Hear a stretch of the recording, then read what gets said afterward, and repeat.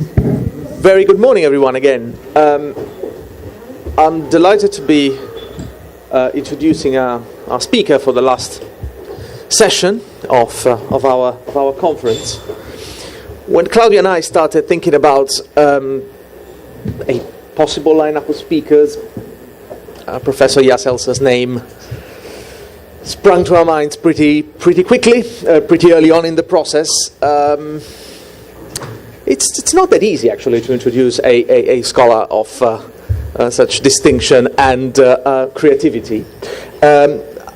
Whenever really you come across an ancient image, Greek, Roman, and indeed also on the fringes of the Greek and Roman worlds, you be well advised to ask yourself whether Jas has had something to say about it somewhere in his oeuvre, which ranges across a spectacular span of topics and problems, whether you're looking at, the gaze, Roman eyes, and not just Roman eyes, or indeed pilgrimage, whether you're looking for a provocative and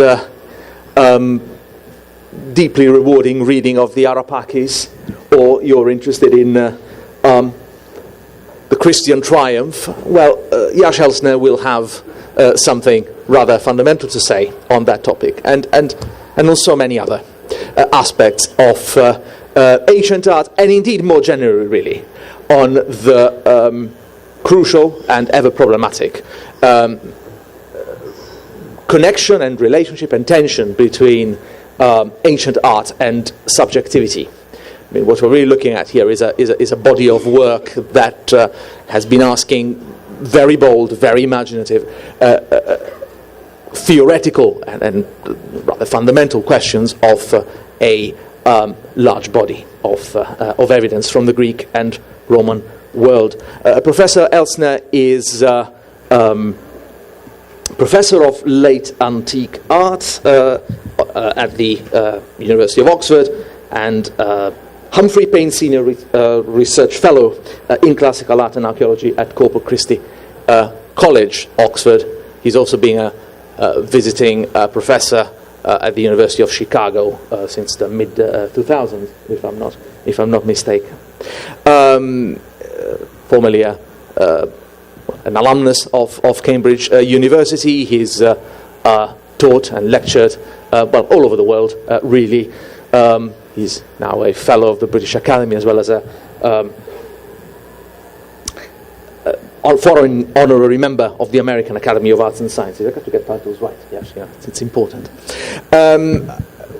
Today, he's going to talk to us about a topic that, again, presents us with rather fundamental conceptual issues the moment you start looking at it. The figurine in Mediterranean archaeology, the end of a history. Jas, thank you very much for accepting our invitation. I'm much looking forward to your talk. You. Can you all hear? Yes, it's good. Thank you very much, Federico, Claudia, for inviting me. He said all over the world, but not in Brazil before. So I'm very honoured, very fill the gap, to be here in Rio. Really, it's wonderful. Okay, let me begin with a very simple fact, but one with substantial implications.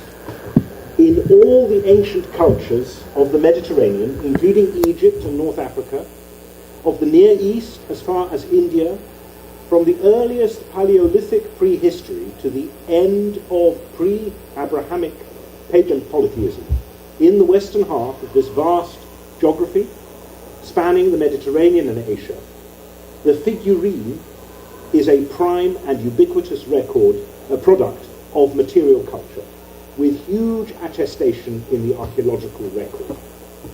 For archaeology, figurines have proved an extremely significant problem because, unlike so many other artifacts, such as axe heads or clay shards, for instance, figurines, in whatever material they are made and of whatever level of artistic sophistication or simplicity, have an anthropo or zoomorphic quality, dare one call this mimetic, and elicit in the modern student an aesthetic or potentially aesthetic response. Whether they did so in the context of their making and use is a different matter, and at least in the archaeological world where texts are not available to modulate our interpretations of objects, this is perhaps an impossible question to answer. But my point is that in all the parts of this vast geographical expanse, where Zoroastrian or Christian hegemony and subsequently Islamic dominance displaced the polytheisms of antiquity, the figurine rapidly and almost entirely disappears from the archaeological record. Frankly, this is a datum of great significance, almost entirely suppressed by the workings of disciplinary boundaries between antiquity and the Middle Ages, between archaeology and art history. There is no clearly agreed or absolutely unambiguous archaeological or art historical definition for the term figurine. In offering a frame, at best a loose working definition for my discussion, I'm going to focus here on three-dimensional and in the round, small-scale statuettes in any medium, clay, wood, bone, metal, stone, from the Mediterranean area and the Near East of either prehistoric or historic origin. By prehistoric, I mean periods like the Neolithic or the Bronze Age, for which we have no accompanying textual sources to give us access to the thought world of our objects. By historic, I mean periods like the Greek and Roman world for which such texts do exist. I need to repeat that my subject is not the figurines that I'm going to discuss here, but it is teleologically related to them. For if we ask why there are no three-dimensional statuettes at all, or at least with very few exceptions, in late ancient Jewish art, in early Christian art, East and West, or in Islamic art, or indeed in Zoroastrian art, in Sasanian art, and what this means for attitudes to representation, then there is some benefit in having a sufficient understanding of what is distinctively absent in terms of the kinds of artifacts that Jews, Zoroastrians, Sasanians, early Christians and Muslims knew in the cultural environments out of which their religious and artistic practices emerged, and in a very large majority of contexts determined not to make.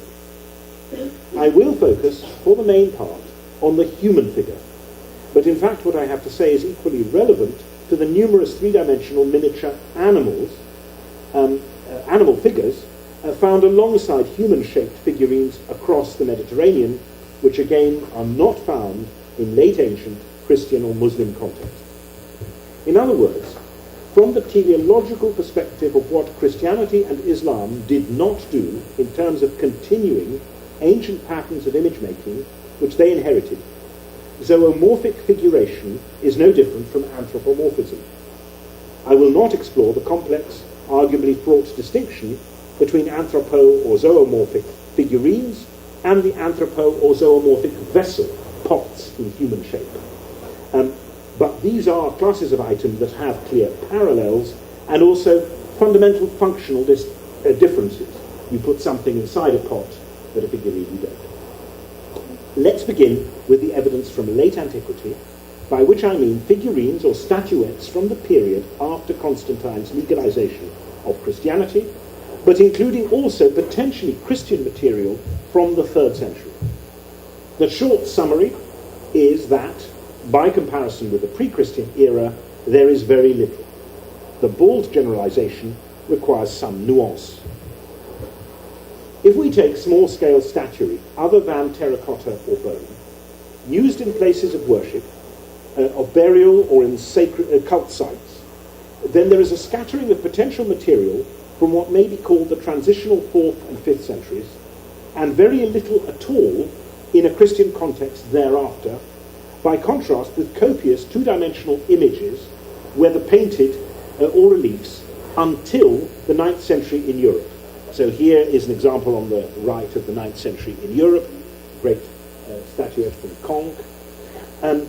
And there is almost nothing, with the exception of this piece on the left, a single surviving freestanding statuette in ivory, and now in the V&A, from the Christian East throughout the Byzantine period, nor in Islam. Nothing. Now, the vast majority of what we might be called early Christian figurines before the 5th century are images like this of the Good Shepherd. Again and again. But there is an this is an ambivalent and certainly not certainly a Christian theme. It could be Hermes Creopolis, for example, with a very ancient pre-Christian heritage, and it may not always have been taken to be a Christian symbol.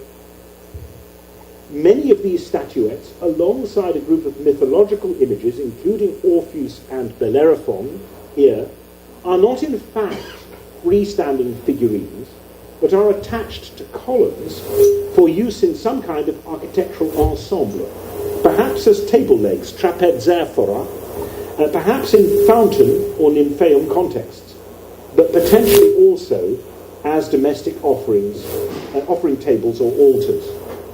Is this beginning to sing? Should I not move? Are we? Okay. I've got to be careful. Okay. You stop me if it starts singing. Okay. Now, in addition, there are these pieces. The Cleveland marbles. If you've ever been to Cleveland Museum, they're there.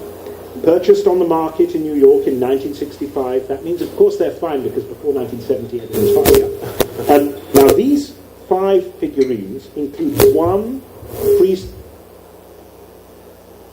freestanding Good Shepherd, one male orant, and 3 figures representing the Jonah narrative, falling into the mouth of the whale, being spewed out of it, and lying beneath the gourd vine.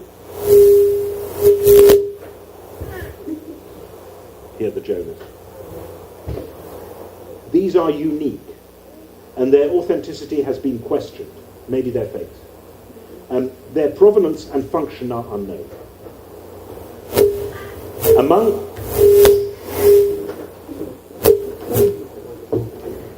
yes.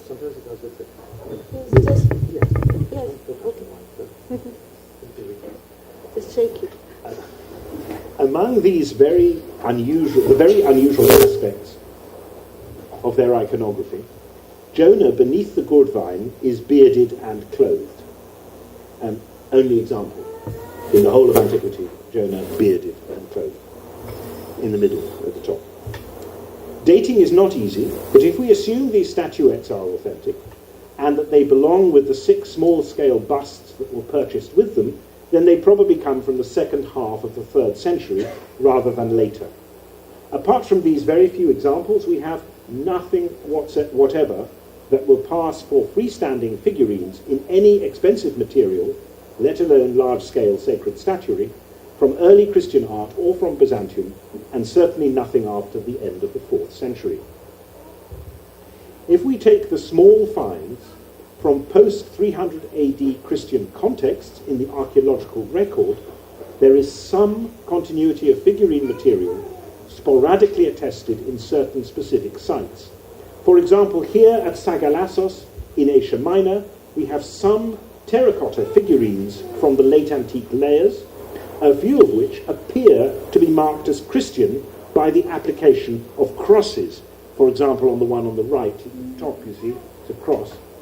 A few of which are marked by crosses and to have had a votive function in the post-polytheistic dispensation.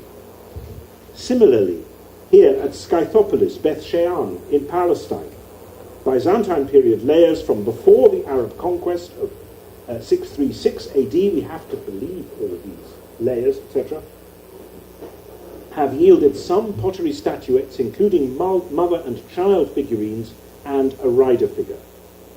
In Carthage, excavation of Vandal and Byzantine contexts have offered small quantities of figurines, including mother and child, orants, and animal figures, again, all before the 6th century. Most significant, and in some contradiction to the evidence from elsewhere, is the material from Egypt, where figurines continue in significant quantities into the Christian period, and again indeed into Islamic hegemony. At the great Christian pilgrimage site of Abu Mina, St. Minas, the shrine of St. Minas, near Alexandria in Egypt. Alongside the famous Minas Ampullae, which I'm not showing you, we have deposits of votive figurines. I show you 3 here. Both female statuettes here, and also horse rider figures, as well as flasks in the shape of human heads, which appear to mark a continuity with pre-Christian devotional practices into the Christian period. As so often, Egypt proves the exception in general within ancient and late antique studies, in part because its range of surviving materials and the unique conditions of their survival are so different from other parts of the Roman world. Here, Christian period figurine finds, all of types with distinct continuities to the pagan era, are copious. Notably, male and female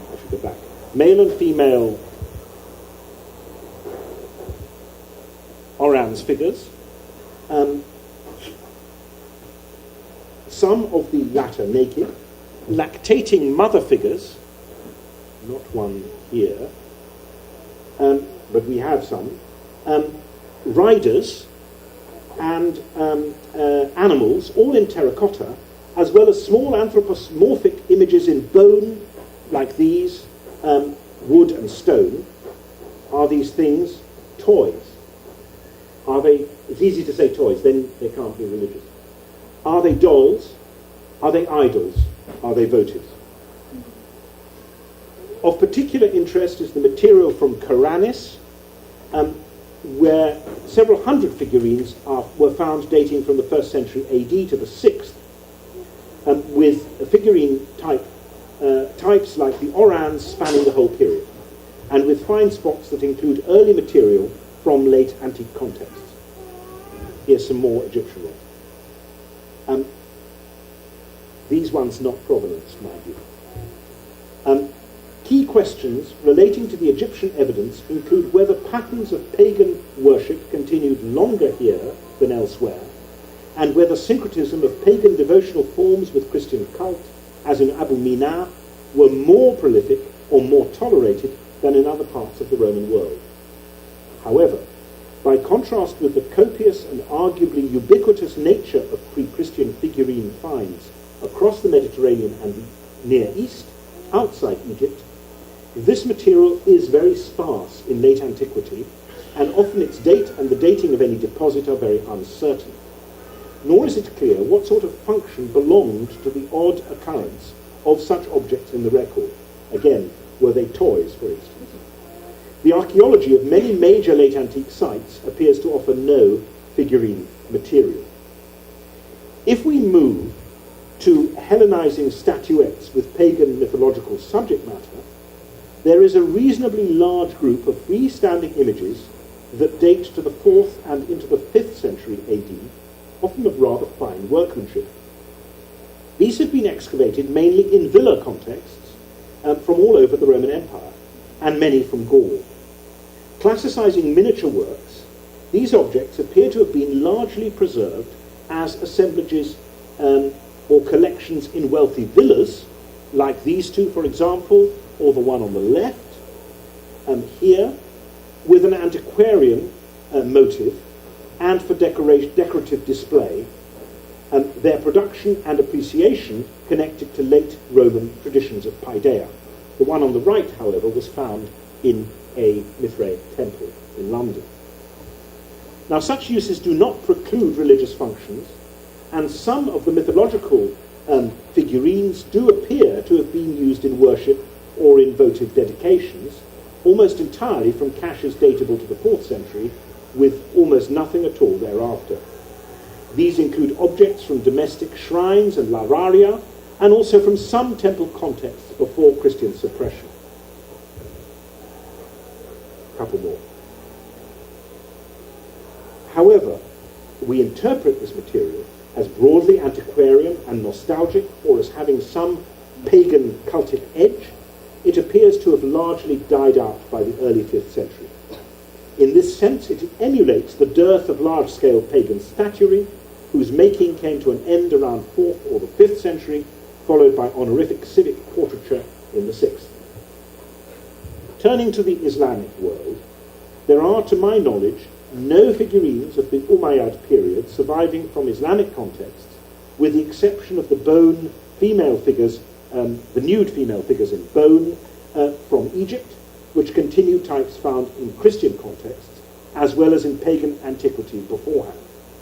It is intriguing that we have some record, potentially legendary, of the vast treasuries attached to the greatest early mosques, which collected all kinds of votive objects, precious votives, not unlike pagan temples and Christian churches before them.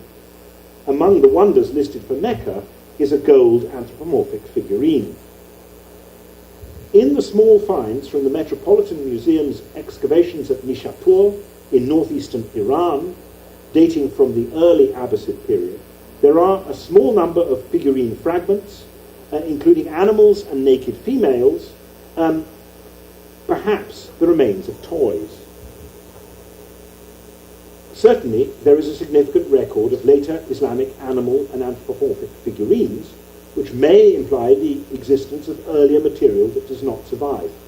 But again, as with Christian figurines, and indeed pagan ones in contexts of Christian hegemony, the archaeological evidence is strikingly sparse by contrast with periods of pagan polytheist autonomy. This one is interesting, found in Nishapur, but look at the wonderful date. While we must worry about bias in the publication's record, for instance, the historical assumption that figurines in finds must be early, the lack of publication in later strata, in digs, traditionally concerned with the Greek and Roman periods, but not late antiquity, and the lack of small finds evidence, with some exceptions, especially in Egypt, does appear to support the impression of a lack of figurines in religious contexts in the Abrahamic world. My search for material has been anything but completely systematic. Yet even if we were to quadruple the amount and provenances of post-Christian figurines that I've found, and I've pretty well illustrated everything I've found, the fact remains that outside Egypt, the evidence points to an extraordinary diminution in the production and use of what had been from the earliest antiquity one of the most common and popular categories of artistic manufacture. From a broad brush perspective, one may say that the advent of hegemony by the Abrahamic religions and Zoroastrianism goes with the severe curtailment, if not the complete eradication, of the manufacture and use of figurines, not only in religious contexts, but much more generally. Now, let us turn to some texts about figurines, situated not in prehistory, but in the historical world of the Roman Empire, back, as it were, to the conquest. I will comment briefly on three texts from the imperial period, describing figurines in three different media: a pricey kind of wood, ebony, the prestige medium of bronze, and an expensive form of bone, ivory. The first is a personal account in prose of a statuette owned by the writer.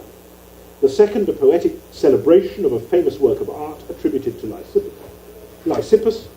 The third, a mythological fantasy in verse that happens to be one of the most potent accounts of the naturalistic work of art in the entire classical tradition. I begin with the remarkable Roman orator, sophist, and novelist Apuleius of Madaura, about 130 to 200 AD, writing in Roman North Africa. In the course of a dazzling speech known as the Apology, or Pro Se de Magia, a defense against the accusation of being a magician, which was either a real speech given before a court, as most readers assume, or a clever fiction, not wholly unrelated to the magical themes of Apuleius' famous novel, The Metamorphoses, or Golden Ass, the orator turns to discuss figurines. So here, my first text, Apuleius is accused of having had a statuette, sigillum, manufactured from a special kind of wood in a secret workshop for magical purposes. The sophist admits to a woodcarver, Saturninus, to asking a woodcarver, Saturninus, to carve a figurine of any god he wanted, to whom I would address my regular prayers, from any kind of material, provided it was a kind of wood. The craftsman made a figurine, a dense and compact little Mercury, so I choose a Mercury image, although we don't have any in ebony, I choose one in bronze, made from ebony. A different Mercury here. Addressing the judge, Claudius Maximus, who is in fact proconsul of Africa in 158 to 9 AD, wonderfully dating our speech, Apuleius produces Mercury statuette and says, "Please take it, Maximus, have a look at it. A sacred object can be safely handled to such pure and pious hands as yours. Look how handsome its face is, full of the freshness of exercise, and how cheerful the features of the god are. Look how charmingly the down creeps over both cheeks, and how his curls show from under the edge of his felt cap. Look how elegantly those little wings stand out just above his temples, how gracefully his cloak is tied up around his shoulders. Whoever dares to call this a skeleton surely never looks at statues of the gods, or completely disregards them. In short, whoever thinks this is a ghost is haunted himself. May this god, the messenger of the upper world and the underworld, call the wrath of the divine powers both upon you, Aemilianus, as a punishment of your lie. May he continually bring appearances of the dead before your eyes, and whatever shades, malevolent ghosts, spirits, or spooks there are, and all nocturnal phantoms, all fears of the grave, from which you, through age and merit, are not that far away." See, we academics, we can't do that. This passage is powerful. It captures the affect and affection of both miniaturization and mimesis in the speaker's enthusiastic encomium of the figure's freshness and grace. The kind of caress implied by pure and pious hands holding the image and looking at it is turned verbal in a brilliant descriptive turn in which the words hug the statuette's face, body, curls and cloak, identifying them and evoking not material precision but the qualities of handsomeness, cheerfulness and elegance. But without missing a beat, the speech switches from this mood, with all the whimsy of a god in a huff, into a powerful and dark evocation of animate agency, as the charming figurine is invoked to curse Apuleius' enemies. Effectively, the mimetic anthropomorphism, which allows the speaker to identify with the image, as if it were a living being, animates the statue into retributive action.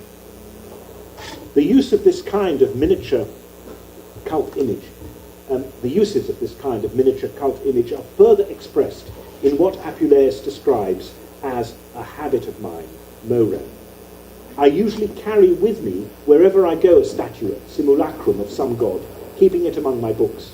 On feasts I offer up incense and wine to it, sometimes an animal did. That is, such figurines, despite their manufactured nature as objects made by common and identifiable artists at the behest of patrons, are the object of active worship, ritual, even animal sacrifice. They are treated to, and perhaps in the cultural context we may say they respond to, regular cultivation and effusive affection.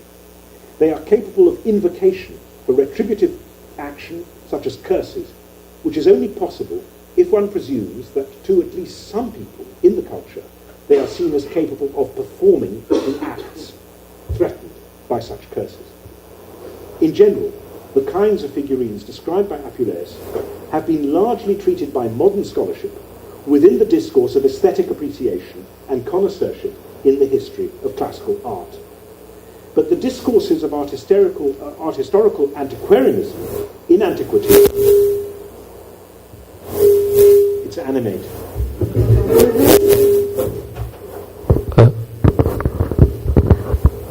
We'll try again. Okay? You see, you swap the god, it doesn't matter. Let's see. In general, the kinds of figurines described by Apuleius have been largely treated by modern scholarship within the discourse of aesthetic appreciation and connoisseurship in the history of art. But these discourses, the discourses of art historical antiquarianism and antiquity, are rarely fully separable from those of animation and agency in a sacred context. For instance, take the surviving poems to Hercules Epitrapezus, a bronze statuette believed to have been made by Lysippus himself, one of the greatest of Pliny's sculptors, for Alexander the Great, which was said to have been owned later by no less than Hannibal and Sulla. What a group of collectors.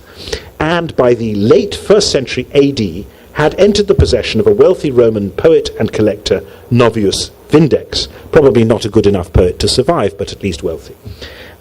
Both Martial and Statius wrote poems in celebration of this object, or at any rate in praise of its owner through his prize piece.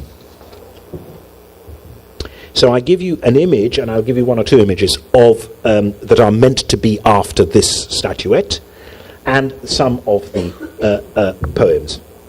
In Statius, the poet dines with Vindex. Among the many treasures on display in his host's collection, and the names famous artists Myron, Praxiteles, Polyclitus, Apelles are all mentioned, and Phidias is referred to, verses 25 to 30, the poet falls in love with the statuette of Hercules, Amphitryon's son. The image cannot sate his gaze, however long he looks at it. Nec longo satiavit lumina visu. This language of desire and the gaze gives way, verse 34, gives way to the conceit, itself a trope of ekphrastic epigram, that the god had revealed himself to Lysippus in an epiphany, verses 36 to 7. Much is made of the wonder of the figurine's miniature form, small to view but huge in its impact, only a foot high, in contrast with its colossal effects, and a paradox that works on the viewing poet in relation to the object as a figure for its mythical hero, and as an impressive artistic conceit in Lysippus's mind. So great the illusion that renders a small form large, he says. From this description, obsessed with the power of the miniature, Statius turns to the object's pedigree. We are told that Alexander loved his divine figurine, Numine Caro, verse 73, with its gentle countenance, Metis Vultus, 55, and carried it with him as his companion in the west and in the east. All this is very like Apuleius and his Mercury. The discourse of personal affection, of bodily closeness between owner and figurine, of the statuette's portability among the personal effects of its possessor. As with Apuleius, so with Statius's Alexander, that affect crosses the line from affection to religious cultivation, from love to worship. Alexander seeks courage from his statuette for the next day's battles, verse 64, and he feels the need to apologize to it when he sacks Hercules' hometown of Thebes, verse 70. From this moment of relationship, conversation, emotive encouragement and apology, Statius's account moves swiftly to full animation. As Alexander lay dying of poison, he was struck by fear, Timuit, when his beloved deity, this is verse 73, 74, changed its expression, vultus alios, and the bronze began to sweat, aeraque sudantia, verse 74. Effectively, the figurine foretells and arguably mourns its owner's imminent death, and through its actions, which are transformative of its material form and expression, it strikes terror into the viewer, that is Alexander himself. All this coheres well with Apuleius' affection for and closeness to and cultivation of Mercury, as well as the ability of Apuleius' figurine to function as a talismanic transmitter of curses. Alexander's request for courage from the statuette may imply the same kind of cultivation as is made explicit in Apuleius' pattern of offerings, libations and sacrifices. By contrast with its relations to Alexander, the figurine is, with full animation, said to have hated Hannibal, verse 80, Oderat, despite the Carthaginians' libations, and to have been a grieving companion, Myrens Comes, of Hannibal's wickedness, verse 81. This time, with a wholly bad owner, from the Roman point of view, of course, the figurine's constant presence and cultivation is accompanied by powerful emotion, but now expressed as hatred from its side. My third literary example of a figurine will be briefer, but perhaps more controversial. No story of the artist and of love for the object is more famous across the entire history of writing about art than that immortalized by Ovid in his account of Pygmalion, Metamorphoses 10, 243 to 92. The brilliant evocation of the moulding of desire in both the made object and the aroused subject has been much studied. The complex of psychological, frankly psychopathological elements in the narrative of a man who hated women and lived unmarried, but sculpted his own perfect beloved in pure delusional privacy, only to have her miraculously made real, has been much analysed. I want only to remark here that Ovid repeatedly refers to the figure carved by Pygmalion as being made of ivory. In Metamorphoses 10, the lines are 248, 255, 275 to 6, and 283. That's a lot of emphasis on ivory. If this means from the tusk of an elephant, as seems most likely, then Pygmalion can only have made a figurine and not a life-size sculpture. I mean, no elephant tusk is human size. There is no reference to his beloved being of mixed media, like a chryselephantine statue. The text's power in evoking a beloved who is desired as a human and eventually becomes one belies the great likelihood, if one thinks materially about the object sculpted, that it concerns a small figurine. Here are some ivory dolls from antiquity.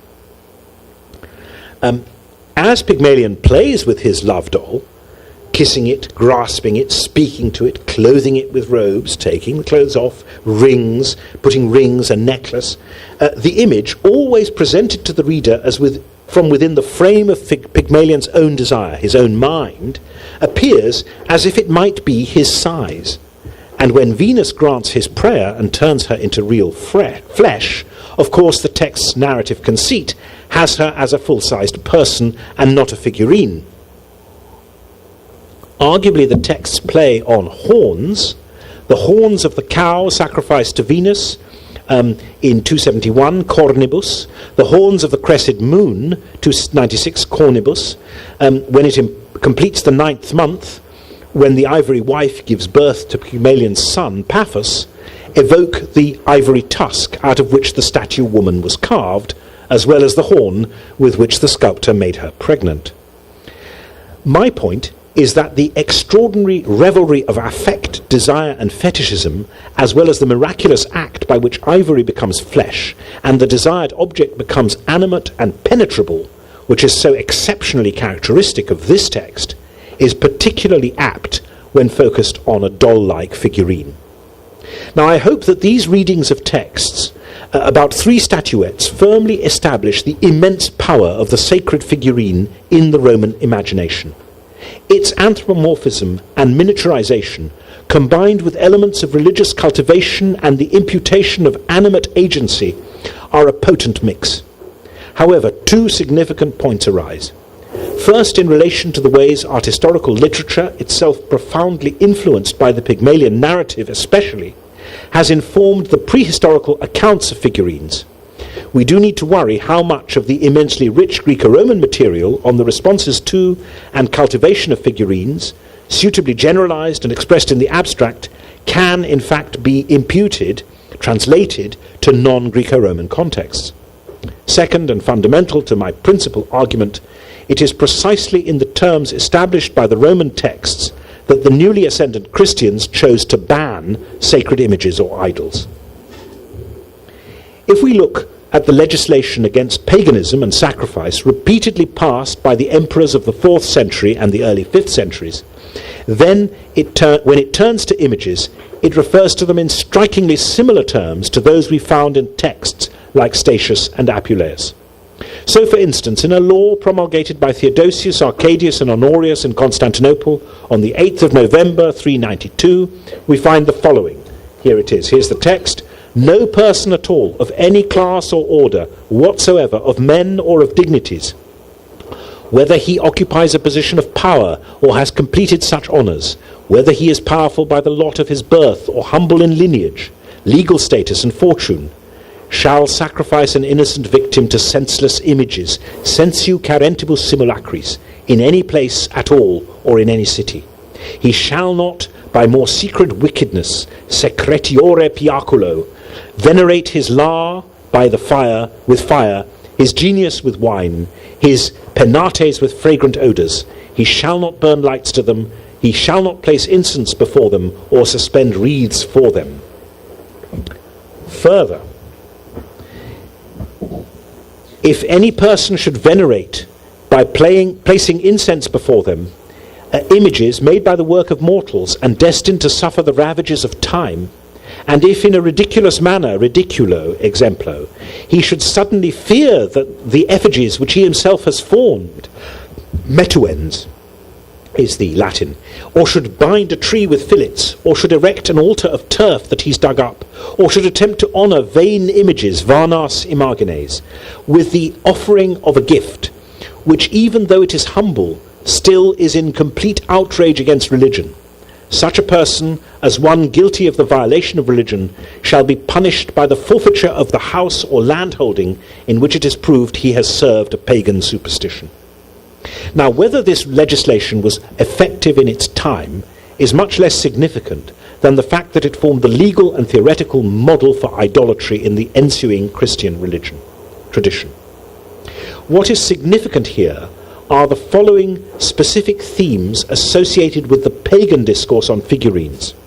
The fact that they have a known human maker, like the artist Saturninus or the famous artist Lysippus, or the mythical sculptor-lover Pygmalion.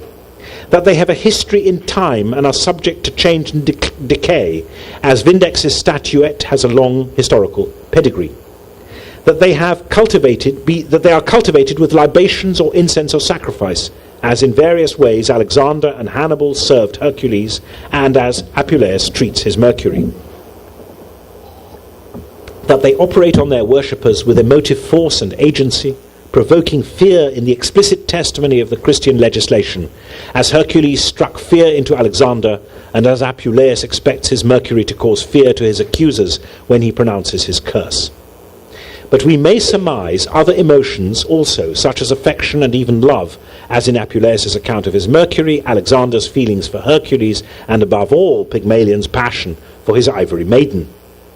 My point here is that the rejection of the figurine in transcendent Christianity, which was to determine its continuing rejection in later Islam, a religion that was in its own right still to be more stringent in its prohibitions of anthropomorphic imagery, these are directly predicated on the emotive discourse of cultivation which we have been examining in pre-Christian pagan polytheism, now defined as idolatry.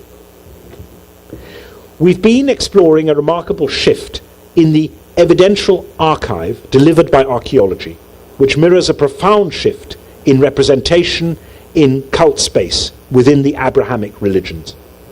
The evidential shift at the level of material culture is the end of the figurine, at any rate as the ubiquitous and normative expectation of archaeological excavation, which is to say as a key empirical datum for devotion, aesthetics or play in human life.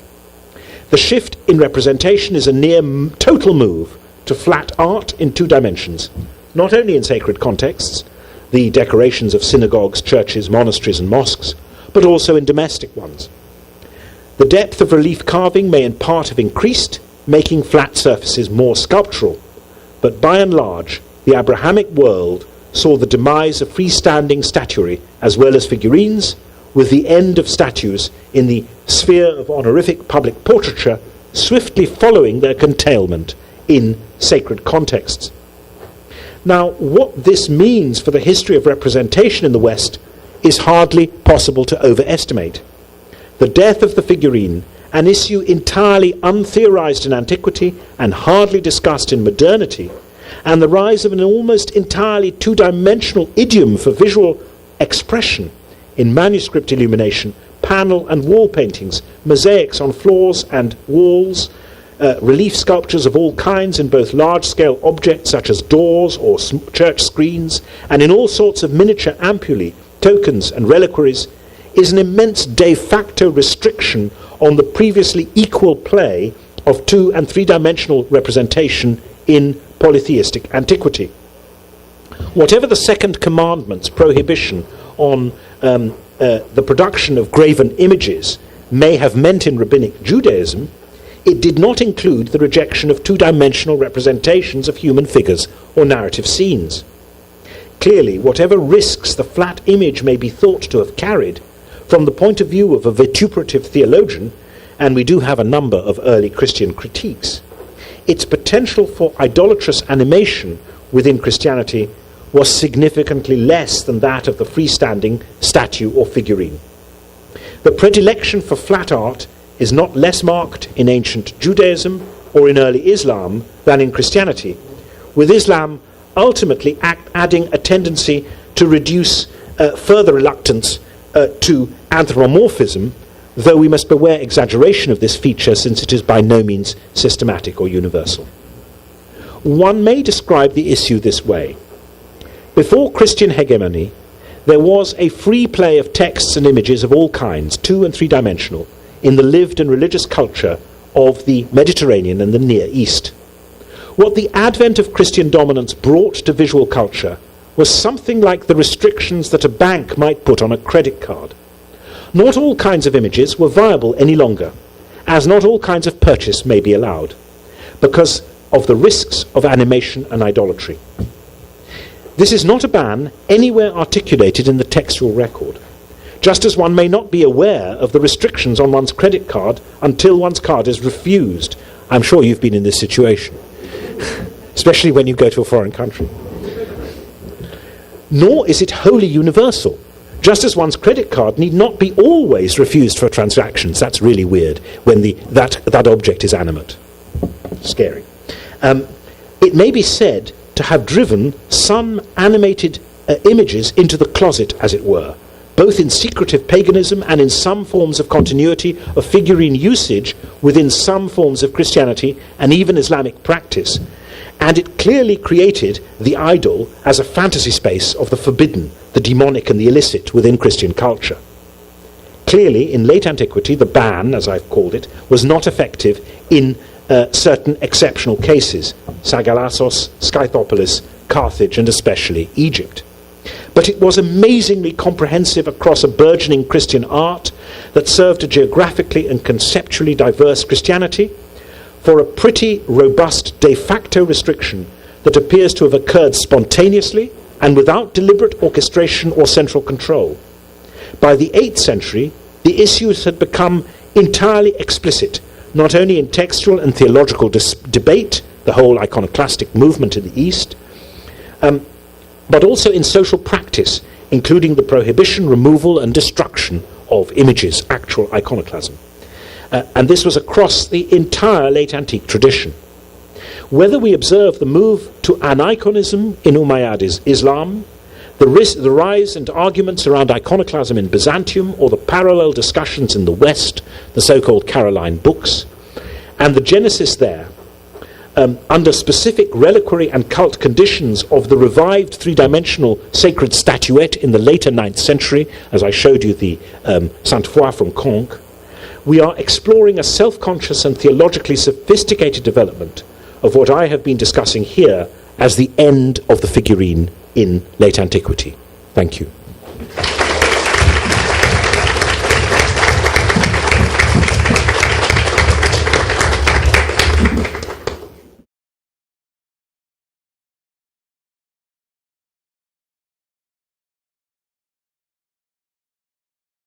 I'm sure there'll be questions and comments, so let me just open the floor. Juliana. Thank you so much, Professor Elsner. It was very interesting. I'm not an archaeologist myself, but I was thinking in terms of interpretation of certain objects, the way we interpret them in more natural ways that may not be that natural. I was thinking, considering all this amount of the evidence, the amount of evidence, all the problems that it presents, I was thinking about the way we think of toys in the period before that we tend to think that toys are not religious, are harmless in that sense of being not religious. If they disappear too, then logically, in that sense, they may be they may have a more religious sense than we are used to think of, or maybe they were made of materials that were not preserved. Either one of these two things. So our idea of images as toys that we try to think of in terms of situations that are not religious, and archaeologically speaking, maybe not as true as we think it is. They are. So that's yeah.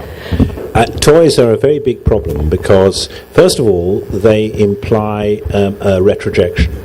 We don't have the evidence, but we know toys. Now that may be right and it may be wrong. It implies a very universalist view of history. First. Secondly, archaeologically, how can you know? So what do we say? Well, if it's found in a shrine, it's a figurine, a votive figurine. If it's found in a house, it's a toy. Discuss. The kid took the toy to the shrine. I mean, we can all undo that story. And that's one of the problems with archaeological data. It isn't grounded in quite the same way. It's best guesses. It's common sense. Common sense is really dangerous, of course, because it's our common sense. And we are anthropologists of the past. We also know that the past must be different. So common sense must be a problem, should always be a problem. When we think about 2,000 years ago or wherever. So that is a difficulty. But toys are really interesting for this reason. Well, I was thinking about that figurine of Isis that you thought, you say it would be a toy, I don't know, the lactant, No, before this one. And it reminds me of this one. This one? No. One of wood, I'm not sure. But it looks like some early African fetiches. I don't know the word in English for that. Fetiche. And I was wondering if maybe it could be used for this one, for ritual things, not only as a toy or as a figurine of worship, but for practical rituals. And I was wondering also about the question of Christianity around the zoomorphic figurines. Yeah. If the symbolic ones that can be related to Christianity, like the example of the lamps on Orpheus, like people could worship Orpheus, but say that it was Jesus because there's a lamp there. Yeah. And if this could be used to exclude other gods with animals that could not be understood as Christianity, I don't know. Yeah. So many issues there. First of all, there's always a problem. Anything in the Benaki, the good thing about the Benaki Museum is it's well published and it's all online. So I've got these. It's also terribly under-provenanced. And how many of these are fakes they're not difficult to fake. So there's a question. Anyway, but that's an irrelevance to your question, but it's just an issue. So you ask, first of all, your first question is about the fetish. And this is an interesting problem because the history of the study of Greek and Roman antiquity is the history of ancestralism, ancestralist retrojection. So we don't do fetishes. The savages do fetishes. That's profound. And so the history of our scholarship is very much resistant to that kind of interpretative move. But the fact is that it's very possible. what is Apuleius talking about? It's pretty close to a fetish in any, So actually, I think we have to be much more flexible about this. Although the fetish as a modern object, as a modern idea, is also a fantasy of alterity and other. I mean, it's also what we are not in modern constructions. So we're dealing with complex terms with polemical potential, let's say. Not always, but sometimes. That's one issue. But I would agree with you that some of that has to be brought.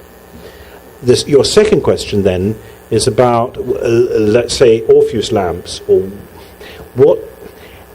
when you have these kind of image, or the Good Shepherd, if we go back to the Good Shepherd. I think it's more about the zoomorphic figurines, because if they can be more excluded, if they have elements of animals that could be associated with the devil and the Christianity, and instead of that, the one with the lamp could be okay because could be like Christ, I think partly it's a question of how much you can narrativize. The other way to clean things up is to narrativize them.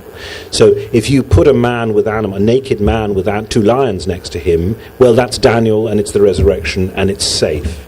But that requires a narrative to defend it. In other words, and I haven't talked about this, but one of the aspects that Christianity uses is to, if you like, legislate its defences is Scripture, and the narratives of Scripture, and theology, and various things of this kind. So that's part of the defence mechanism. But you're right that something that you can't place then becomes questionable. At the same time, we should allow Christianity to be quite flexible. For example, there are a bunch of tiles from Venetia in Macedonia, 6th century, and of saints from a church, and one of them has a dog-headed saint, because whoever I can't remember who he was, but he went and was one of the, like the autokephali and all these kind of things. He was one of these kind of so it's possible even to have these weird figures accepted within some contexts. In other words, Christianity is less systematic than the Catholic Church would like us to assume.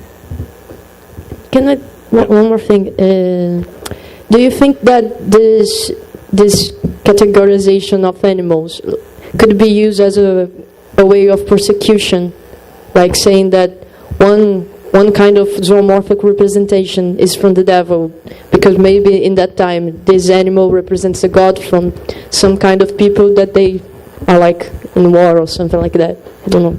I can't recall a text that says that, so we have to be careful to... but there is almost no limit to the potential for persecution in Christianity. I mean, we just think, 315, it's illegal. 380, they've banned everything else that has existed for thousands of years. And by 500 or something, not only have they banned it, but it has vanished. That's the most extraordinary religious transformation imaginable, until they came to the New World. Then they did it faster, and they just eliminated the people as well.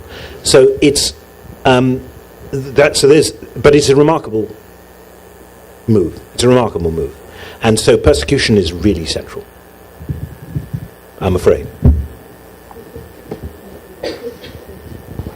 Islam, by the way, the great enemy now, was much, much nicer to the people it conquered. Guillermina. Thank you. It was spectacular. Yesterday we are talking about the shape of the Roman penates. I know it's a controversial thing because on some said that of course there are two deities, and others say no, it's a group. And well, I want to know, because I'm so interested in the topic, and well, the representation of all the stuff about that. It's interesting, actually. I think that it has not been really properly done. I think that we don't really know. They're kind of... because it's one of those areas... I mean, I think we could find out. There's actually something that if you put a proper project, you collected all the images, all the objects that we thought could be penates, and we compared them in a systematic way, you know, a classic German catalogue, as it were, we could get quite a long way. But it's never been properly done, because what matters is actually like the text you were talking about, whether it's Athena, Minerva or Yes. Jupiter. So we Yes. care about these gods Yes. partly because they're in our texts. And the penates are not really in our texts Yes. as sort of characters. Yes, but well, in Aeneid, yes, for example. But still, they're just something he takes. Yes, They're yes, not, he doesn't something, talk to them yes. like Venus. I mean, he's really... you know, Yes, but he in Aeneid the Penates talk to in dreams. But well, I don't know how he It's saw a them. very good question, I think, and it's also a question. This is a question we could begin to answer. It's possible. Yes, It's possible. yes. Well, No, it's a really interesting problem. Yeah. thank you.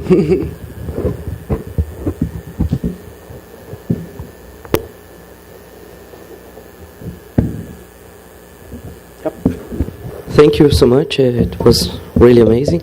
I was wondering if the end of the figurines in the Late Antiquity are related to your concept of second image war, and if so, if you could give us your thoughts on that. I think, for me, the history of the image in it's really, there's one long history of the image, and from Plato's thoughts on mimesis to Byzantine iconoclasm is one story. And we have to take a longue durée. This is a controversial position because most scholars most historical scholars want to have smaller periods so that you can have causes for change, But I think that we have a tradition that was very committed to representation, issues of representation, that thought about them in a profound way, pre-Christian, and it crosses the boundary and into Christianity, where these problems, which are always religious problems as well as aesthetic problems, are continuous. And what's more, in the 8th century AD, they are schooled to read, actually, funnily enough, exactly the same text we read. Those are the texts we read. We mustn't forget that all our ancient texts are either Carolingian or Byzantine. Otherwise, everything else they got rid of. It's very, very interesting what they chose to throw out that we would have wanted. For example, Aristotle's dialogues. Or Callimachus. Incredible things they threw out. Very interesting things they preserved. Some of them, we might have chosen something else. So it's that continuity thing is really quite interesting. And they're thinking with Plato and against Plato, even in the 8th century. Or they are thinking with people who have been thinking with and against Plato. So I would say that but we rarely put the material culture, both art and just the mess of archaeology, the little bits, back into this whole equation. And I think it's necessary because that's also a form of thinking. And so I would say that the business of the end of the figurine is a form of religious thought. And it's an extraordinary, to me it is extraordinary, remains extraordinary, in this immensely huge realm, the whole of the Mediterranean and Eurasia. Not in India. In India the figurine continues very happily, in China very happily, but from the Sasanian world across to Western Europe, this most familiar thing finishes because of ideological change. It's amazing. Empirically, it's amazing. I still don't really get it. And it's so natural to us that it happened that we don't notice. It's very weird. So that's how I would really configure it. It's part of a very long story. And the interesting thing is, in a way, it's still our story. That is still the story of representation, even into the world of virtual media, vision, really modernity. It's still a continuation of that story, with the same conceptual frames for what the vision, the image might be, are at least partly dominating, partly governing the move into ultra modernity. That's also interesting. But that leads me to the question: can you think of any comparanda in other aspects of the cultural and intellectual life of this long and wide late antiquity that we've been talking about? Is there anything quite on this scale that you can think of? I mean, the end of the statue, well, 3 dimensions. So, in other scale, okay, you could say it's the same issue. Well, it's interesting what things, so for example, sacrifice dies. And, we still don't kill animals for our God, etc., that dies. Incense, despite actually the legislation, no problem. Candles. Any Catholic church, I haven't yet been inside one in Brazil, but I bet. I'll put money. I'm willing to gamble. There must be some candles. There must be some incense. So that continued. That's amazing continued. So some things continue and some things don't. Of course, the sacrifice thing becomes a really big deal for the whole establishment of the theologians in late antiquity, and in fact already is made a fuss of by Paul. In his letters. So it's really interesting what crosses and what doesn't. Actually. Then there would be many factors. Big stories. Yeah.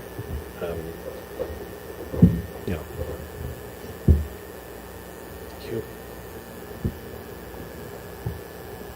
Other questions? Well, then I think we ought to thank Jas yet again for this wonderfully thoughtful presentation. Thank you.